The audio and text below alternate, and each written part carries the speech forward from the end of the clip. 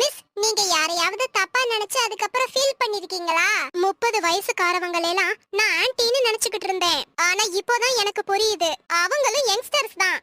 ஏன் மிஸ், அப்ப உங்களுக்கு 30 வயசா? கரெக்டா கேட்டுப்புட்டேன். மணி, உங்க அப்பா காலையில 5 மணிக்கே வண்டியை எடுத்துட்டு வேகமா போனாரு, வேலைக்காடா? இல்ல மிஸ், நேத்து ராத்திரி எங்க